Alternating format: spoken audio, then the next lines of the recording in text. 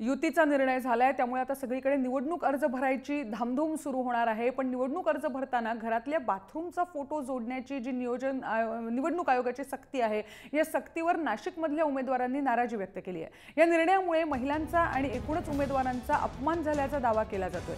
एवढंच नाही तर टॉयलेट वापरतानाचा फोटो जोडायला आयोगाने सांगितलं नाहीये, हे आमचं नशीब असा उपरोधिक टोला या काही महिला उमेदवारांनी लगावला आहे।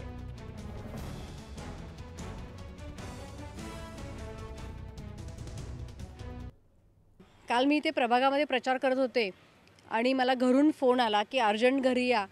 तर मी विचारलं की कशासाठी घरी यायचं आहे। तर इलेक्शनचा फॉर्म अपलोड करतोय आणि त्याच्यामध्ये एक असं आहे की तुमच्या घराच्या टॉयलेटच्या सोबत उमेदवाराचा फोटो पाहिजे। म्हणजे टॉयलेटचा फक्त फोटो नको आहे, तर उमेदवार आणि टॉयलेट एकत्र फोटो पाहिजे। आता एकच त्याच्यामध्ये समाधान मानायचं की निवडणूक आयोगाने उमेदवार टॉयलेट यूज करतोय असा करतानाचा फोटो पाठवा असं सांगितलं नाही, एवढंच समाधान मानायचं।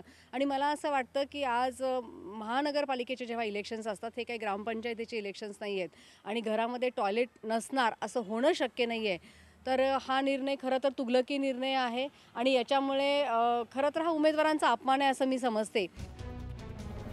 नाशिक प्रभागातील इतरही इच्छुक उमेदवारांच्या भावना जाणून घेतल्यात आमचे प्रतिनिधी किरण कोटूर यांनी।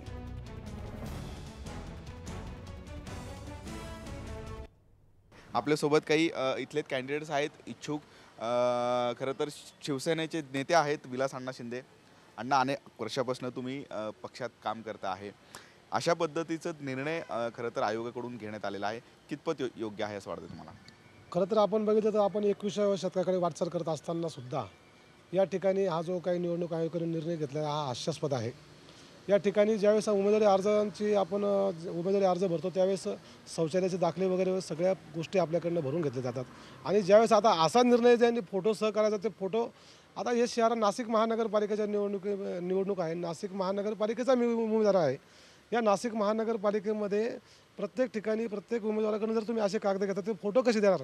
ठीक आहे, ग्रामीण भागामध्ये जिल्हा परिषदा पंचायत समित्या त्या ठिकाणी आपण हा विषय निर्णय समजू शकतो। आम्ही ज्या माता भगिनीने आपण जे म्हणतो आणि एकीकडे 50% त्यांचा आपण आदर ठेवून 50% आरक्षण देतो, त्या माता भगिनींना जर आपण त्या उमेदवारांना त्या टॉयलेटमध्ये जर थांबून फोटो काढायला हा नक्कीच त्या महिलेचा अपमान नाही, अवमानच आहे। हीच खरी आजचे दिन म्हणावी की काय असं सुद्धा मला या ठिकाणी आवर्जून सांगावंशी वाटतं। एकदम चुकीचा निर्णय हा जो निवडणूक आयोगाने आमच्यावर जो निर्णय लादला आहे इच्छुक उमेदवारावरती, का तुम्ही स्वतःच्या बाथरूममध्ये जाऊन त्या टॉयलेटमध्ये जाऊन तुमचे फोटो काढा आणि ते फोटो तिथे लावा, हे किती हास्यास्पद आहे।